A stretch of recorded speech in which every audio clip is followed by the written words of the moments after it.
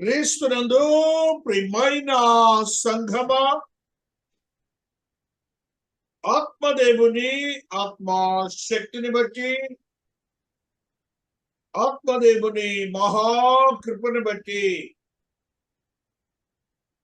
నేటి దిన సాయంకాల ఆరాధనలో పరిశుద్ధ గ్రంథం నుంచి కొన్ని సత్యములను మనము ధ్యానించుకొని మన ఆత్మీయతను బలపరుచుకొని పరిశుద్ధతను అత్యంత పరిశుద్ధతలోనికి నడిపించుకొని మనము నిత్య జీవమునకు వారసుల వాళ్ళని మన ఆత్మీయతను స్థిరపరచుకుందాం. ఈ దినమునకై చదువుబడినటువంటి వాక్య భాగము భక్తి తత్పరతతో భక్తి జీవితంలో జీవించినటువంటి కుటుంబములలో ఉన్నటువంటి వ్యక్తులకు సంబంధించినటువంటి సంఘటన. దేవుని యందు భక్తితో జీవిస్తున్నటువంటి కుటుంబములలో ఉన్న ఒక సంఘటనను ఈ దినమున మనము ధ్యానిస్తున్నాం. తద్వారా అందులో ఉన్న లోపమును, అందులో ఉన్న ఆత్మీయతతో కూడిన శక్తి మనము గ్రహించి అట్టి లోపములు మన భక్తి జీవితంలో లేకుండా ఉండి ఆయనకు అత్యంత సమీపస్తులుగా మనం అవ్వాలని మహాదేవుడు మనకి ఇట్టి గ్రంథాన్ని ఇచ్చారు. చదవబడినటువంటి వాక్య భాగములో ఒక వ్యక్తి యొక్క కుటుంబంలో ఏర్పడిన భక్తిహీనతను గురించి అనగా భక్తి పరులే ఆ కుటుంబంలో. అయితే అందులో అటువంటి భక్తి హీనత అనగా హీనము అనగా బలహీన పడుట, దేవునికి దూరస్తులవుట, వారి యొక్క క్రమము దేవునితో దూరమై దేవునికి విరోధులుగా మారుట. దేవుని సన్నిధిలో జీవిస్తున్న మనమందరం కూడా ఈ క్షణాన్ని గుర్తుంచుకోవాలి. అటువంటి భక్తిహీనతకు కారణమైన కుటుంబములో పాపము ప్రజ్వలింపబడి ఉన్నది. దేవునికి అయిష్టమైన జీవితము ఆ కుటుంబంలో ప్రజ్వలింపబడి ఉన్నది. తన మన అనే భేదము లేకుండా అతి పాపములో స్థిరపరచబడి ఉన్నారు. అంత మాత్రమే కాకుండా వావి వరసలు లేనటువంటి స్థితిగతులు కూడా ఆ కుటుంబాల్లోనే కాక ఆ యొక్క గ్రామంలో ఉన్నటువంటి పట్టణంలో ఉన్న మనుషులందరూ దేవునికి విరోధులుగా మార్చబడి ఉన్నారు. ఉగ్రతకు కారణమైనటువంటి వారిగా ఉంటున్నారు. జాగ్రత్తగా ఉన్నారు. ప్రేమించి ఆశీర్వదించే దేవుడు, అదే దేవుడు మన భక్తిహీనతను చూచినప్పుడు మనపై ఉగ్రతను కూడా చూపించే దేవుడు. మన భక్తిహీనత ఉన్నప్పుడు మనలో పశ్చాత్తాపము చెంది మనకు మనముగా ప్రార్థించినప్పుడు మనలను ఆశీర్వదించి అట్టి ఉగ్రత నుంచి తప్పించే దేవుడు. అదే రీతిగా మన పక్షమున ఒకరు విజ్ఞాపన ప్రార్థన చేసినప్పుడు అట్టి ప్రార్థనను కూడా దేవుడు గుర్తించి ఆ ఉగ్రతకు సంబంధించిన క్రియను ఆయన దూరపరిచే దేవుడని గుర్తించాలి అందరం. మహాదేవునికి మనుష్యునికి ఉన్న సంబంధాలని మనం గ్రహించి మన జీవితాల్ని, మన భక్తి తత్పరతను కొనసాగించాలని ఈ దినమునకై ఆత్మదేవుడు కొన్ని సత్యాలను చెప్తున్నారు. ఈ దినమున చదివినటువంటి వాక్య భాగము చూచినప్పుడు దేవునికి మనుష్యునికి ఉన్న సంబంధాలలో భక్తిహీనతకు సంబంధించిన స్థితి, ప్రార్థనా జీవితములకు సంబంధించిన స్థితి, ఆ రెండిటిని మనము ఆ సంఘటనలో చూస్తాం. కాబట్టి మన జీవితాల్లో అది ఎప్పుడో ఆది కాండంలో జరిగింది, వారికే అది అనుకోకండి. అదే దేవుని మనం ఆరాధిస్తున్నాం, అదే దేవుని యొక్క ప్రేమను పొందుకొని మనము ఈ లోకంలో ఆశీర్వాదాలు పొందుకుంటున్నాం. అదే దేవుని యొక్క స్థితులు మనము ఉగ్రతలు మనం చూస్తూ ఉన్నాం.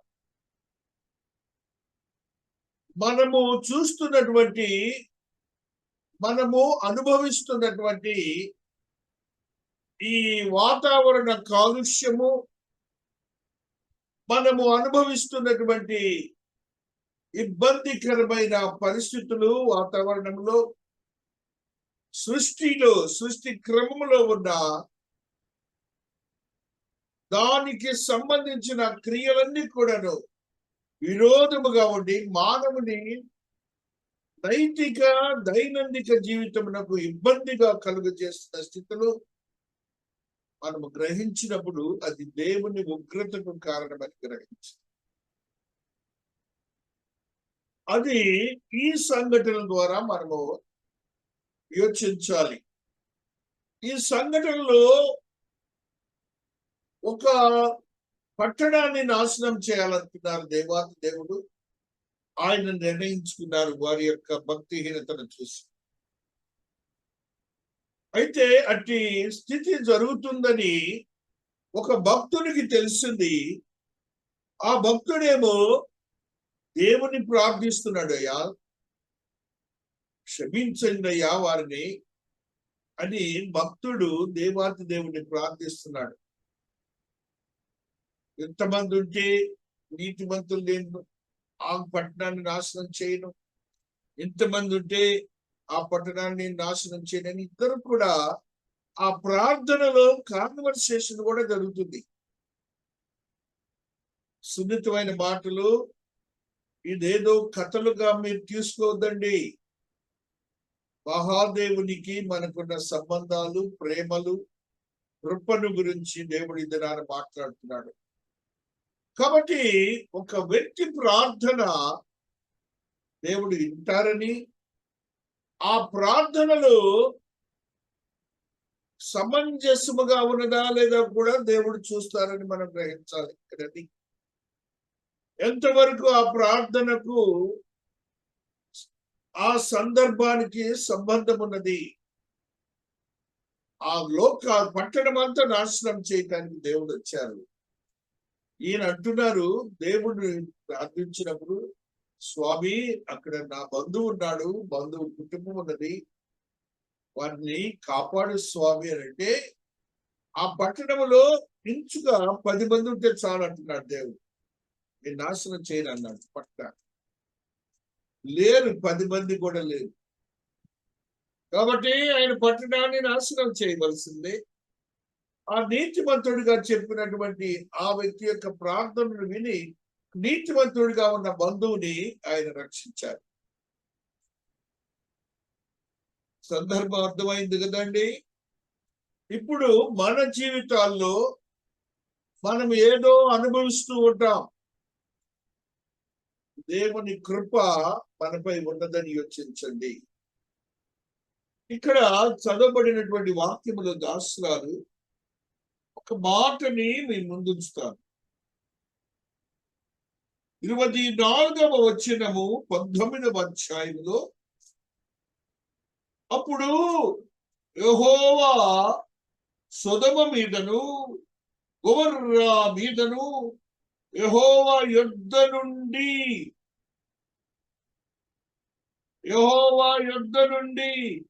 గంధకమును అగ్నిని ఆకాశము నుండి కురిపించి,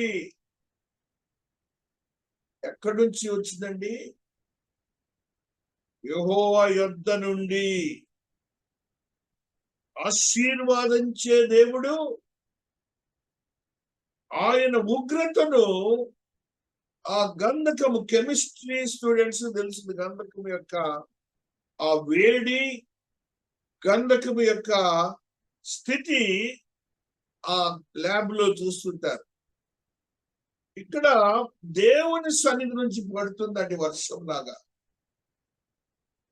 కురిపించెను దేవుని యొద్ద నుండి అనగా, ఇప్పుడు దేవుని యొక్క సృష్టి క్రమములో మానవుని పాపానికి ఆయన సృష్టిని వాడి వారికి పశ్చాత్తాప కొరకు ప్రయత్నం చేస్తాడు. వారిని సాతాను బంధకముల నుంచి విడుదల చేస్తారు. సాతాను యొక్క క్రియలలోనికి పోనీయకుండా ఆయన సన్నిధిలో ఉండటానికి ఆయన మహాకృపను చూపిస్తారు.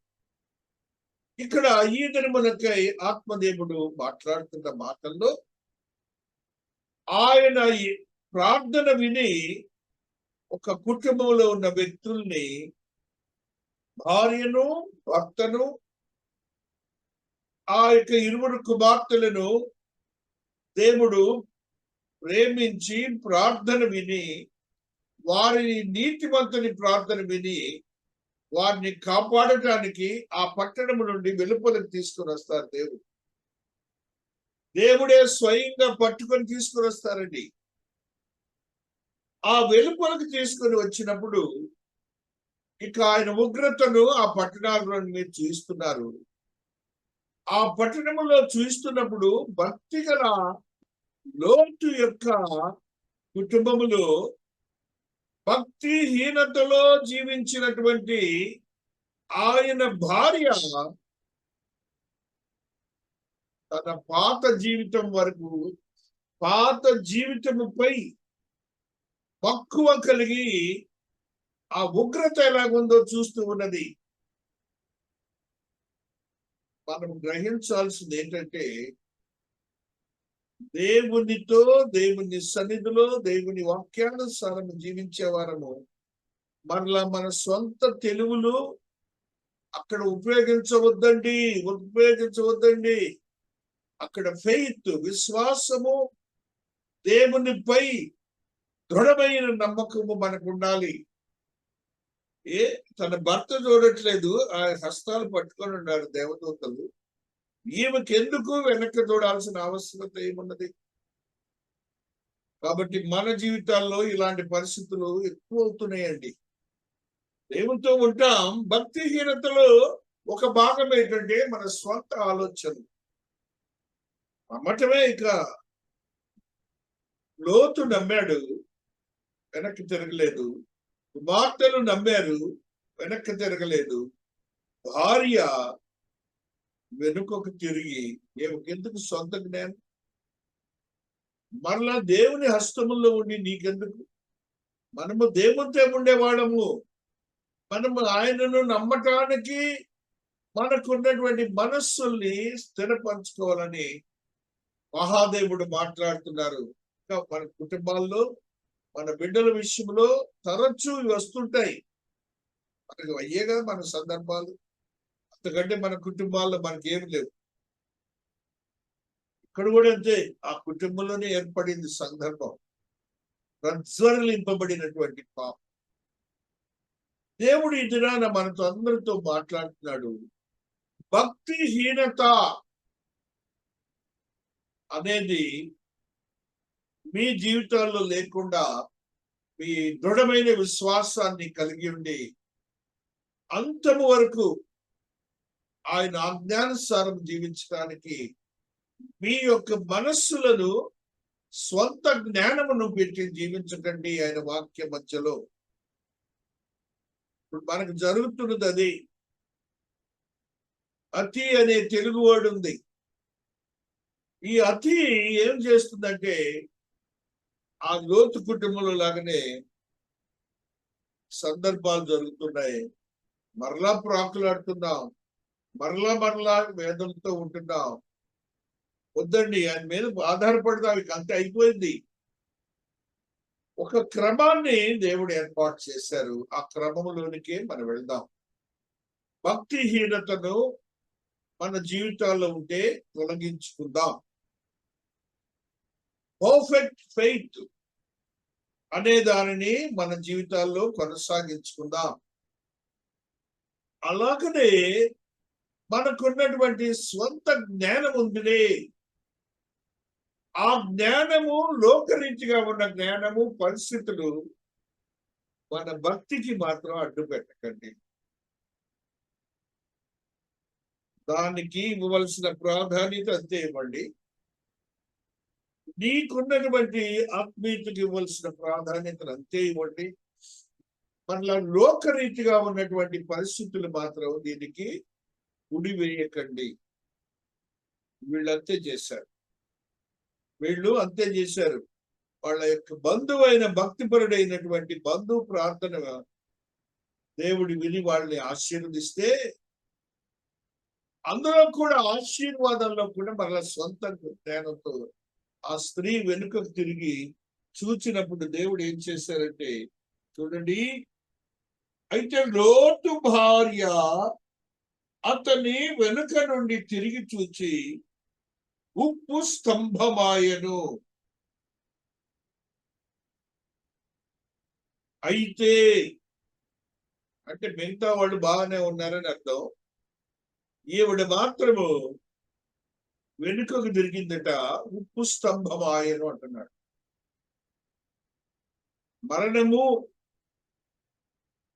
మరణమున గుర్తుగా ఒక శిలలాగా అయిపోయింది. ఇవాళ కూడా అక్కడ ఉంటుంది ఇస్రాయేల్ దేశంలో. వీళ్ళందరూ టూరిస్టులందరూ చూపిస్తారు, అది ఉప్పు స్తంభము, లోతు భార్య అని. అంటే మనందరికి గుర్తు చేయకూడదు, అలా ఉండకండి అని. అక్కడే తెల్లవారినప్పుడు అబ్రహాము లేచి తాను యెహోవా సన్నిధిని నిలిచిన చోటికి వచ్చి, చూడండి అక్కడ మన ప్రార్థన జీవితం గురించి చెప్తున్నాడు అబ్రహాం. తను యెహోవా సన్నిధిలో ప్రార్థన కాన్వర్సేషన్ లో జరిగిన స్థలం చూశారు. అక్కడికి వచ్చాడంటండి ఆయన. అక్కడికి వచ్చి సొదొమ గొమొర్రాల తట్టును, ఆ మైదానం ప్రదేశము యావత్తును చూడగా, అదిగో ఆ ప్రదేశము పొగ ఆవము పొగవలే లేచుచుండెను. దేవుడు ఆ మైదాన పట్టణములను పాడు చేసినప్పుడు దేవుడు అబ్రహామును జ్ఞాపకం చేసుకుని లోతు కాపురం ఉన్న పట్టణములను నాశనం చేసినప్పుడు ఆ నాశనం మధ్యన లోతు నశించకుండా అతనే. అది ప్రార్థన బలం అదండి. నీతిమంతుని ప్రార్థనకి బలం అదండి. దేవుడు ఏం చేశారంటే చూడండి, దేవుడు అబ్రహామును జ్ఞాపకము చేసుకుని, మనం విజ్ఞాపన ప్రార్థన చేస్తుంటా చూసారండి, నీ ప్రార్థనను నిన్ను కూడా జ్ఞాపకం చేసుకుంటాడు. అందుకనే భక్తులైన వారు చెప్తారు, ప్రార్థన చేసేటప్పుడట, జడ్సులని నేను శ్వాసని స్వామి, నేను ప్రార్థించుకుంటున్నాను నాయన అని మన పేరు నామన్ క్లేచర్ చెప్పాలంట ఆయనకి. దానియేలు అలాగనే చేశాడంట, భక్తులైన వారందరూ అలాగనే చేశారట. ఇప్పుడు ఈ దేవుడు చెప్తున్నాడు మనకు, అబ్రహామును గుర్తు చేసుకొని, నాకు ఒక భక్తుడు ప్రార్థన చేశాడు వీరి గురించి అని దేవుడు గుర్తు చేసుకున్నట్ట, చేసుకొని వారిని ఆశీర్వదించారట. కాబట్టి మనము గుర్తించవలసింది ఏంటంటే, నీకును దేవునికి ఉన్నటువంటి రిలేషన్ ని చెప్పాలి. దేవుడికి తెలియక కాదు నీవేంటో, నీ పేరేంటో, నీ పుట్టకేంటో, నీకు నీవుగా సంబోధించాలి. ఆ సంబోధన అనేది ఎక్కడి నుంచి వస్తుంది? హృదయంలో నుంచి, మనస్సులో నుంచి, ఆత్మలో నుంచి వస్తుంది. దేవునికి సంధి చేయబడుతుంది. కాబట్టి అట్టి ప్రార్థనా జీవితము భక్తి తత్పరత ఉండాలి మనకి. ఆ భక్తి తత్పరత లేకుండా భక్తిహీనతలోనికి కుటుంబాలన్నీ నాశనం అవుతున్నాయి, బిడ్డలతో సహా. వాళ్ళందరూ అంతే కదండి. లోతు కుటుంబంలో వారికి వ్యత్యాసములు లేకుండా ఎంతో చెడు జీవితం జీవించిన వారిగా ఉంటున్నారు. కాబట్టి ఆ స్థితిలో మనకు ఉండకూడదని దేవుడి జనాలు కొన్ని మాటలు మనకు తెలియజేస్తాడు. రోమీయులకు రాసిన పత్రిక 1వ అధ్యాయము 18వ వచనములు ఆత్మదేవుడు ఈ మాటని మనకు తెలియజేస్తూ ఉన్నారు.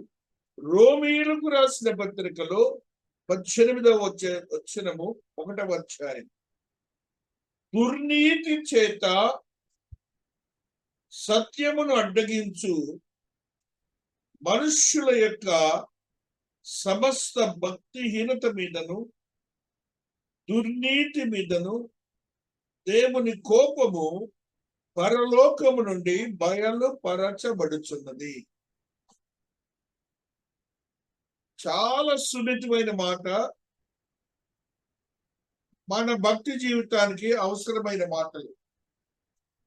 చూడండి అక్కడ ఏమంటున్నారు, దుర్నీతి చేత సత్యమును అడ్డగించు మనుష్యుల యొక్క సమస్త భక్తిహీనత మీదను దుర్నీతి మీదను దేవుని కోపము పరలోకము నుండి బయలుపరచబడుచున్నది.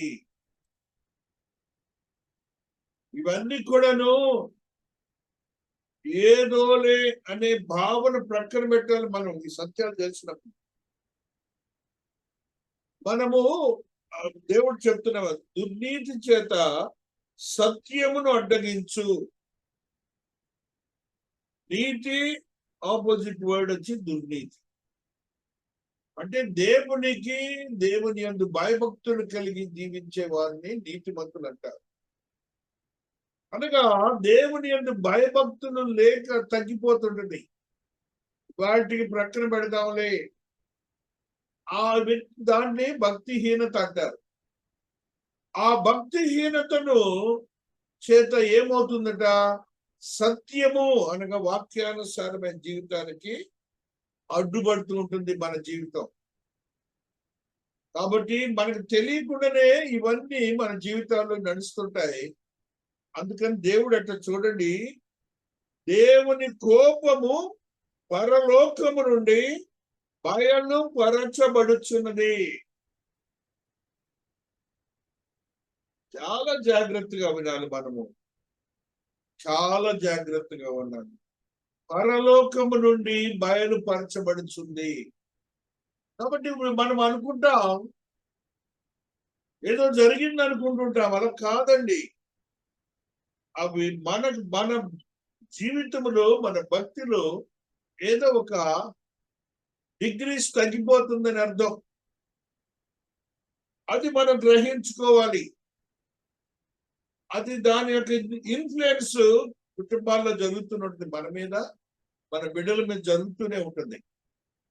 ఆ జరుగుతున్నప్పుడు మనం పశ్చాత్తాపంతో అబ్రహాం భక్తుడు ప్రార్థన చేశాడే, ఆయనలాగా నీ యాజకుని ద్వారా, నీ స్నేహితుల ద్వారా, నీ సహవాసుల ద్వారా ఆ ప్రార్థనలో, ఆ కూడికలో మనం ఉండాలి. మహాదేవుడు ప్రార్థనలు తప్పక వింటారు, తప్పక వింటారు. దాంట్లో డౌటే లేదు. I'm sure of it, I'm sure of it. ఈ సందర్భంలో ఒకటి గుర్తుకొస్తుంది నాకు. మన సంఘ సభ్యురాలు ప్రమీలా సహోదరి ఇద్దరు బిడ్డలు నీతిమంతుడని చెప్పబడుతున్నటువంటి ఒక కాపురి దగ్గర గ్రంథములో లేనటువంటి మాటలను బట్టి వివాహాలు లేకుండా పరిచర్యలో కొనసాగించాలని ఇద్దరు బిడ్డలు తీసేస్తున్నాడు. తల్లిదండ్రులు చదివించుకున్నారు, వివాహాలు చేయాలనుకుంటే వారు ముందుకు రావట్లా. 2 ఏళ్లు ప్రార్థన చేసిన ఈ సంఘంలో అందరూ మొక్కాళ్ళు. ఏం జరిగిందో తెలుసా? అలాంటి దుర్నీతితో కూడిన పరిచర్య చేస్తున్న వ్యక్తిని దేవుడు దుర్మరణానికి గురి చేశాడు. ఆ మందిరమే లేదు. ఆ బిడ్డలు ఇరువురు నీ తల్లిదండ్రికి తండ్రి దగ్గర పంపించు. ఇది గ్రహణలోనే తెలుస్తుంది, కానీ మనం ప్రార్థనకు సమాధానం ఎలాగొస్తుందంటే ఇలాగనే వస్తాయి. ఇక్కడ చూడండి జరిగిన సమాధానం ఎలాగొచ్చింది. ఇక్కడ నుంచి ఆకాశ మహాకాశం దేవాధిపతులు వచ్చారు. ఆకాశ మహాకాశం నుంచి ఆ కుటుంబాన్ని రక్షించడానికి మొత్తం తీసుకొస్తే మధ్యలో ఏమైంది, ఇలా సొంత జ్ఞానం పెట్టారు. ఉండకూడదండి. సొంత జ్ఞానాలు ఎప్పుడు దేవుని ఉగ్రతను వదులుకోవు. మనము ఆయన పైనే ఆధారపడి ఉండాలి. మరలా ఆయనకు మనకి అంత దేవునికి సమాధానం చెప్పగల స్థితి ఉందండి మనకు అసలు సృష్టికర్తకి లేదు. చూడండి మరి యొక్క మాట అదే రోమాలో 11:26 ఒక మాటను చదువుకుందాం. 11:26 వచనాన్ని మనం ఈ రీతిగా చదువుకుంటూ వస్తున్నాం. హల్లెలూయా. వారు ప్రవేశించినప్పుడు విమోచకుడు సియోనులో నుండి వచ్చి యాకోబులో నుండి భక్తిహీనతను తొలగించును. నేను వారి పాపములను పరిహరించినప్పుడు నా వలన వారికి కలుగు నిబంధన ఇదే అని వ్రాయబడినట్టు ఇశ్రాయేలు జనులందరూ రక్షింపబడుదురు.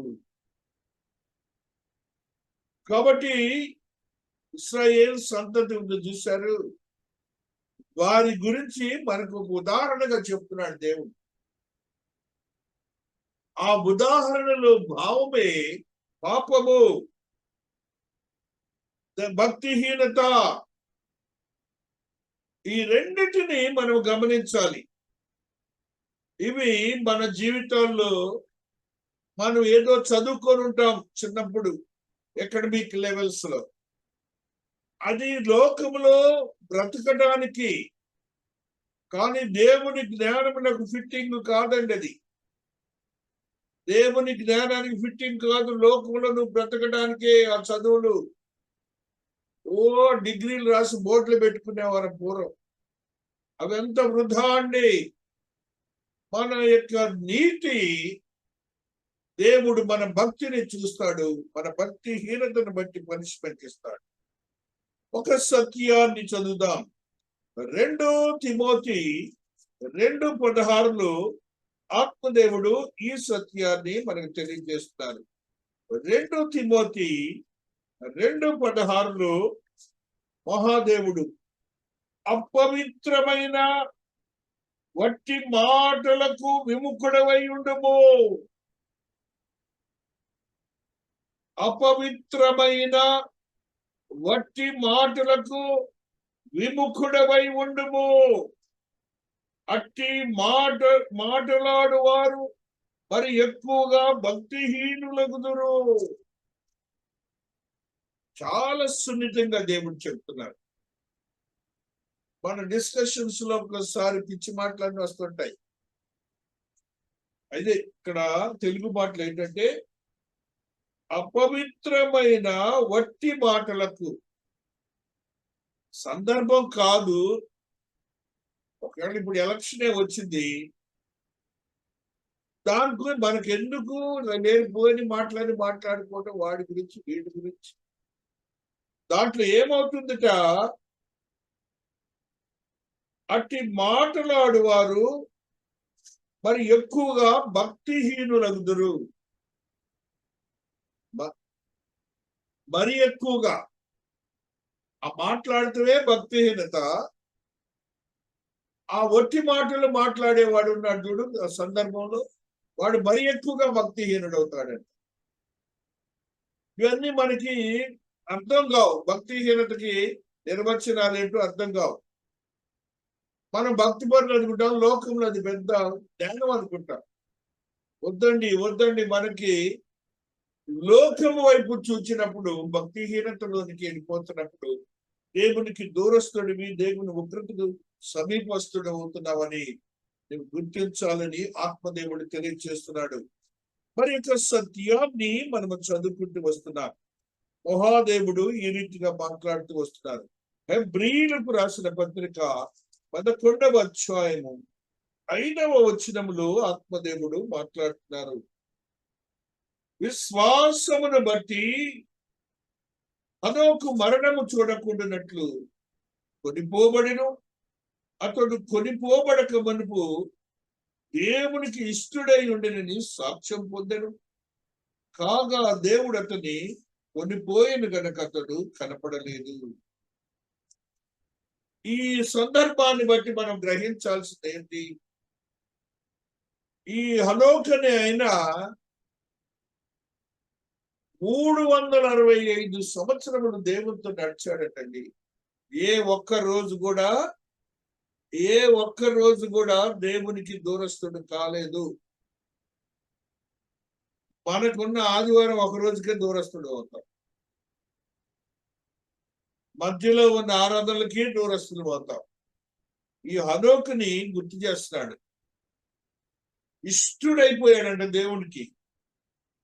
అనగా భక్తిహీనతకు దేవునికి ఇష్టడుగా ఉండవు. నీ నీతి దూరపరిచినప్పుడు దేవునికి ఇష్టడుగా ఉండవు. పాపములోనికి వెళ్ళిపోతావు, మరి ఎక్కువ భక్తిహీనతలోనికి వెళ్తావు అని దేవుడు గుర్తు చేస్తున్నాడు.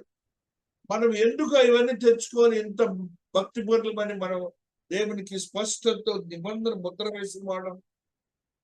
అన్ని తెలుసుండే మనం పొరపాట్లు చేస్తుంటాం. వాక్యం చెప్తుంది ఇది నాన్న. మరి ఇంక సత్యాన్ని చదువుకుందాం. అపొస్తలుల కార్యములు 7వ అధ్యాయము 16వ వచనమును మనము చదువుకుంటూ వస్తున్నాం. 7:16లో ఆత్మదేవుడు షెకెములోని హెబోరు కుమారుని యొక్క అబ్రహాము వెలగించుకున్న సమాధిలో ఉంచబడిరి. అయితే దేవుడు అబ్రహామును అనుగ్రహించిన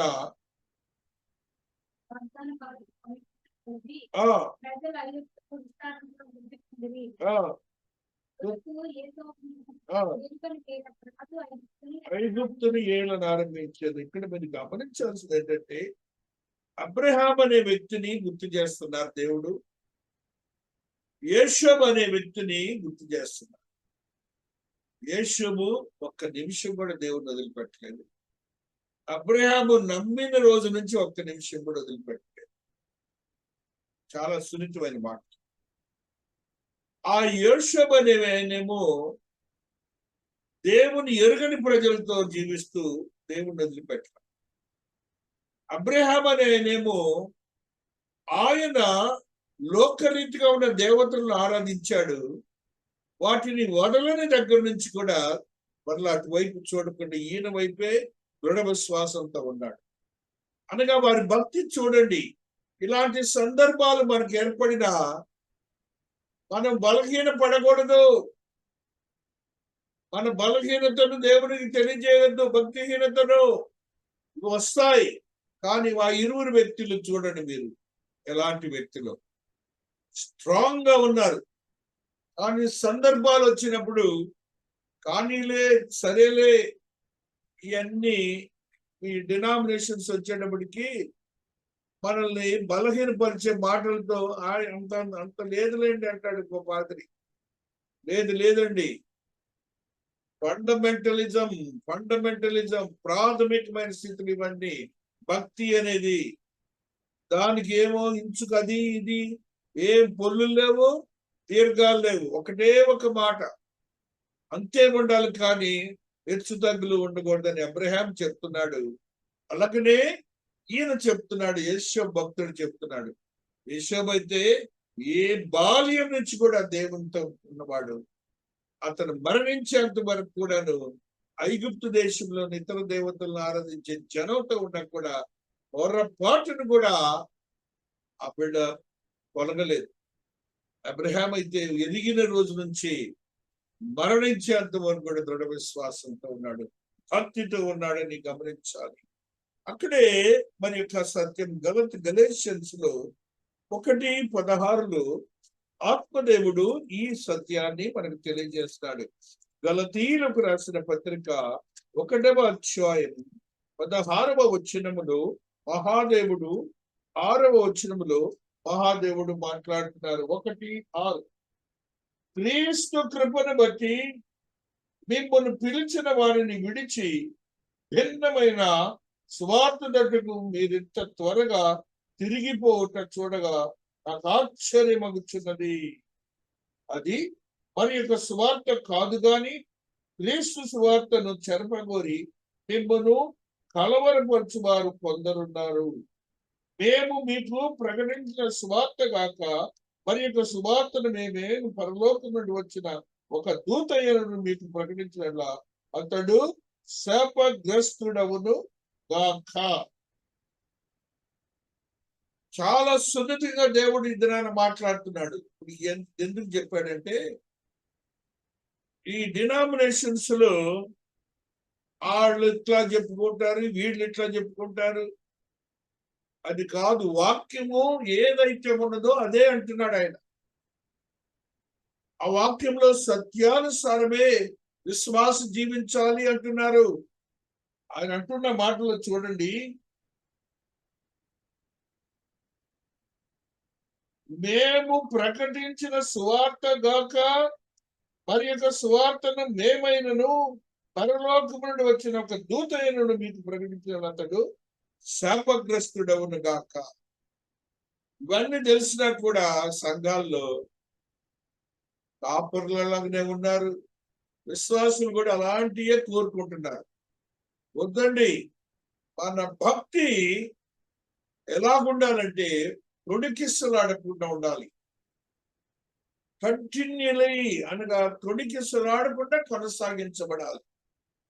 ఆ స్థితిని కలిగి ఉన్నప్పుడు దాన్ని భక్తిహీనతలోనికి నీవు వెళ్ళవు అని దేవుడు మనతో ఇందున మాట్లాడుతూ వస్తున్నారు. కాబట్టి మరొక సత్యాన్ని మనము గ్రహించినప్పుడు చూడు, యూదాలో 4వ వచనంలో భక్తుడైనటువంటి దాసుడు ఈ సత్యాన్ని మనకు తెలియజేస్తున్నారు. జూడ్లో ఉన్న ఈ యొక్క మాటని ఈ రీతిగా చదువుకుంటూ వస్తున్నాం. యూదా పత్రిక అనేది ఒకటే ఒక అధ్యాయము. ప్రపంచము బైబిల్లో ఉన్న సత్యాలన్నీ అందులో ఉంటాయి. ఈ 4వ వచనాన్ని ఒకసారి చదువుకుందాం. ఏలైనగా కొందరు రహస్యముగా జొడబడి ఉన్నారు, వారు భక్తిహీనులై మన దేవుని కృపను అమాతురత్వమునకు దుర్వినియోగపరుచుతూ మన అద్వితీయ నాథుడును ప్రభువునైన యేసు క్రీస్తును విసర్జించుతున్నారు. ఈ తీర్పు పొందుటకు వారు పూర్వమందే సూచింపబడిన వారు. ఇప్పుడు ఇదేనండి నడుస్తున్నది.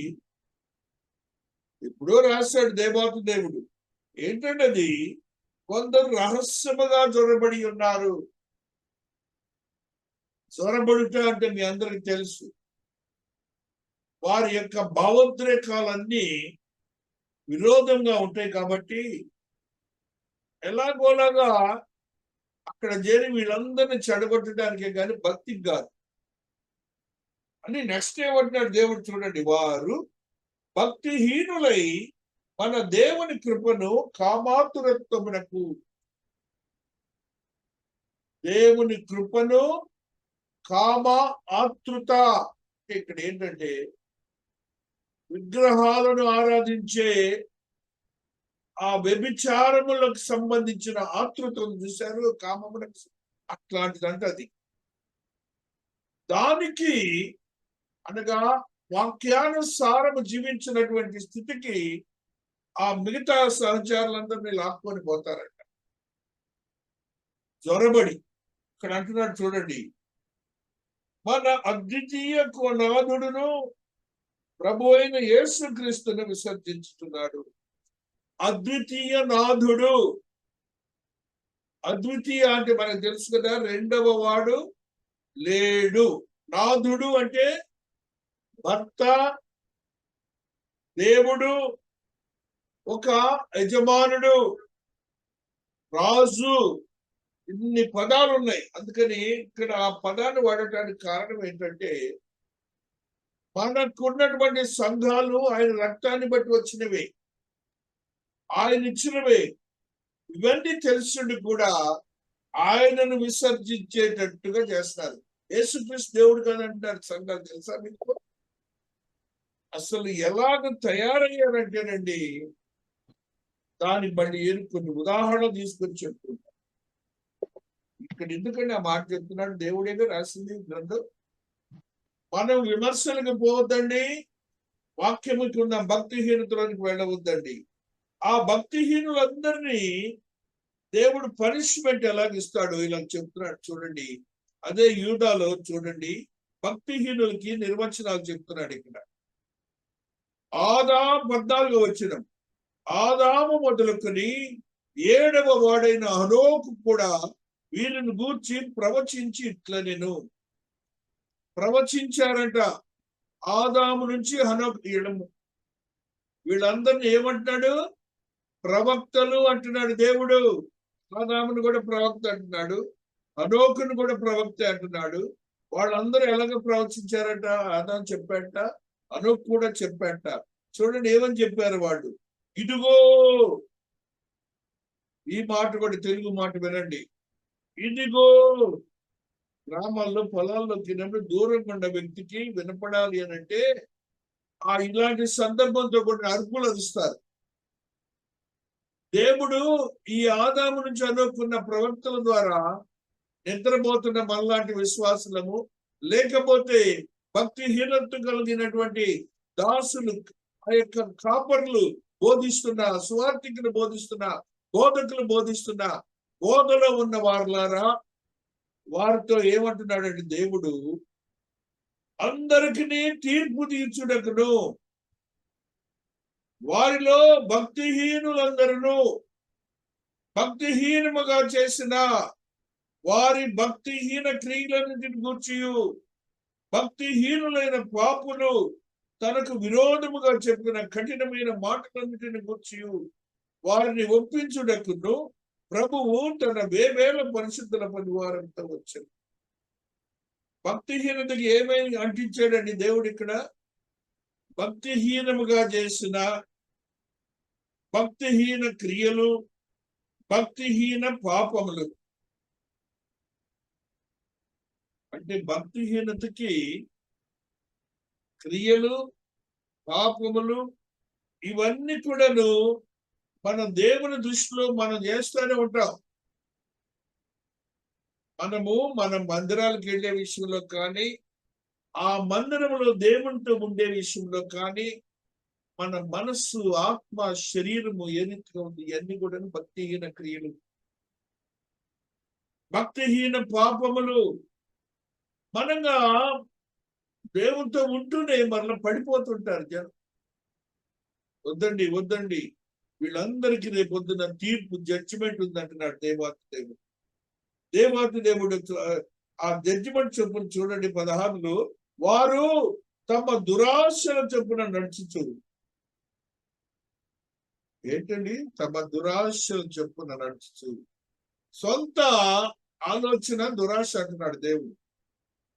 నడుచుచు లాభము నిమిత్తము మనుషులను కొనియాడుచు సడుగువారును తమ గతిని గూర్చి నిందించు వారునై ఉన్నారు. వారి నోరు డంభమైన మాటలు పలుకు. డంభము అంటే డంభము, అతిశయము. అసలు దాన్ని మించిన పాపం ఇంకోట్లేదు. వాళ్ళ పొగుడుతుంటారు చాలా మంది. ఒకసారట బిల్లీ గ్రహం గారు ప్రెసిడెంట్ ఆఫ్ అమెరికా ఇన్వైట్ చేశారట. అక్కడ ప్రసంగం చేశారట. ఆయన చేయగానే, ఆయన బిల్లీ గ్రహం గారంటే చెప్పే పని లేదు. ఆయన వాక్యం ఎలా ఉంటుంది? రాజ్య సువార్తే, పిచ్చి మాటలే ఉండవు ఆయన సువార్తలో. ప్రపంచమంతా తిరిగిన వ్యక్తి, ఏకైక వ్యక్తి ఆయన. అంటే అమెరికా ప్రెసిడెంట్ కూడా అనగానే ప్రెసిడెంట్ గారు అన్నారంట, బ్రహ్మాండంగా మెసేజ్ అన్నాడంట. జాగ్రత్తగా వినండి. డంబమైన మాటలు, పొగిడ్చే మాటల గురించి చెప్తున్నాడు. ఈయన అన్నట్ట, Mr. President, already one individual has appreciated me, that is Saturn అన్నట్టు. సాతానుడు అన్నట్టు అబ్బా మళ్ళీ చెప్పాడు అని అక్కడ ఆల్రెడీ సాతానుడు బలిపించాడంట. మనకు ఇలాంటి మాటలు వస్తుంటాయి. దేవుని వాక్యాన్ని ఆయనగా చెప్పేది ఆయన్ని మనం కూడా.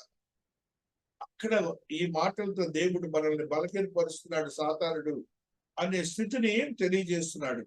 కాబట్టి మన యొక్క ఆత్మీయతను బలపరుచుకొని మన స్థితిని భక్తిహీనతను తగ్గించుకుందాం.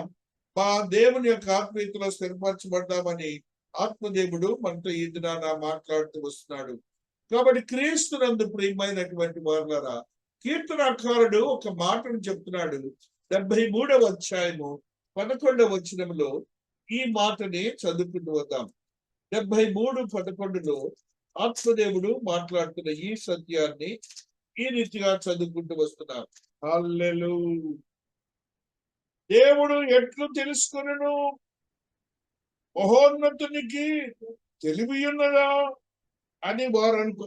ఏంటంటే ఈ మాటలు, ఈ బ్యాచ్ ఉన్నారు ఇలా, ఈ ఒక సంఘాలు ఇలా చెప్తుంటే ఇంకోటి అంటారు ఎక్కడ చూస్తుంటాడో ఆయన అంటారు.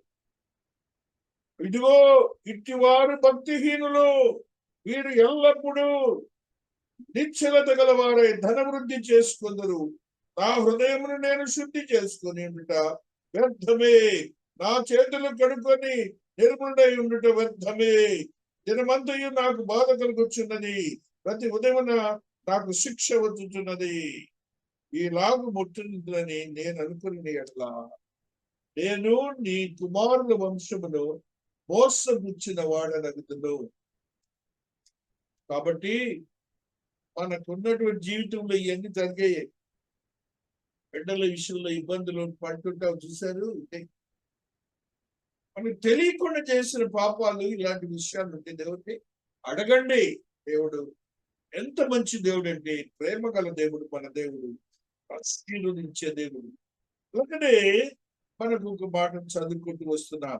కీర్తనలోని 9:17లో ఆత్మవర్షుడై దావీదు భక్తుడు మాట్లాడుతున్న ఈ మాటని చదువుకుందాం. దుష్టులను దేవుని మరచు జనులందరూ పాతాళమునకు దిగిపోవుదురు. దేవుని మరచు జనులు దుష్టులు. దేవుని మరచండి భక్తిహీనత బ్యాచే వద్దండి. వ్యక్తిగతం అది. వాళ్ళు వస్తున్నారు, వీళ్ళు రావట్లేదు, వాళ్ళు ఎందుకు రావట్లేదు, ఇవన్నీ మనకు వద్దండి. మనం చేయాల్సిన పని మనం చేద్దాం అది. అంతేకాని ఒకరి గురించి వాడు ఎందుకు రావట్లేదు, నీకెందుకు, ఆయన చూసుకుంటాడు.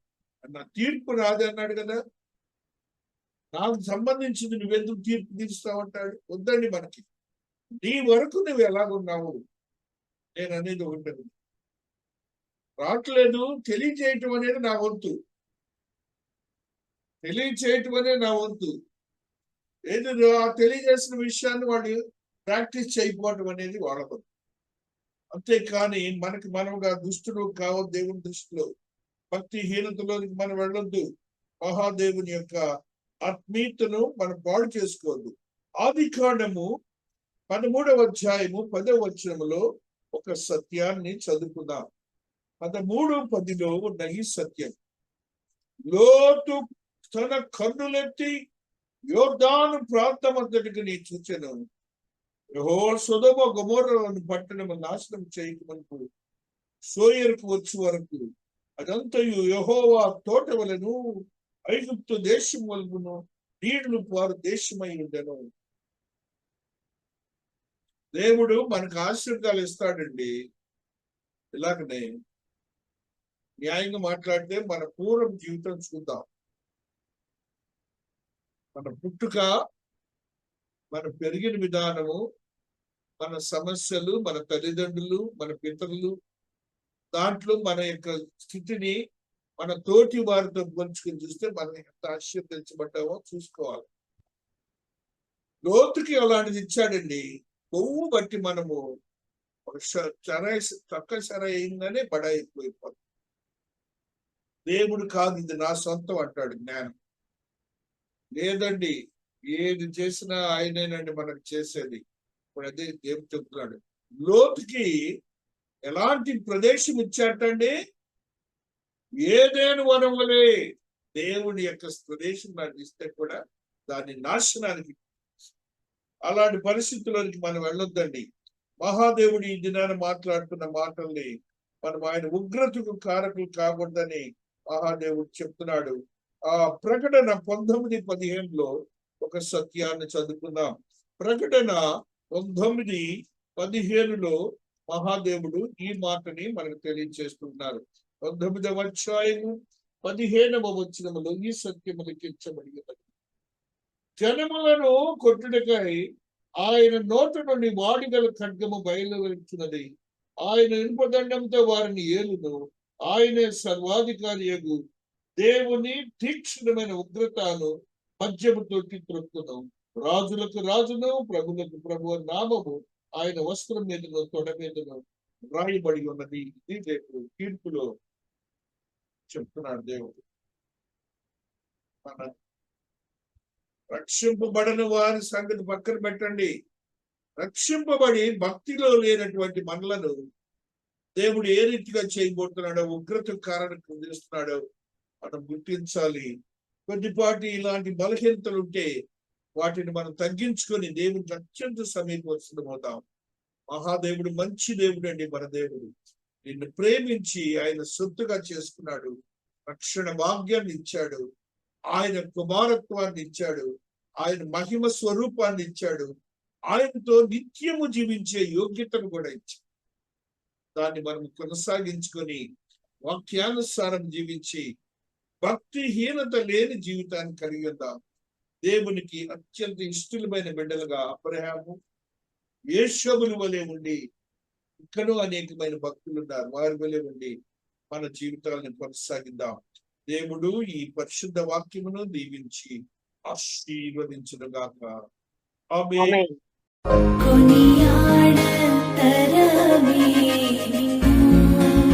కోమల హృదయ కొనియాడ తరమే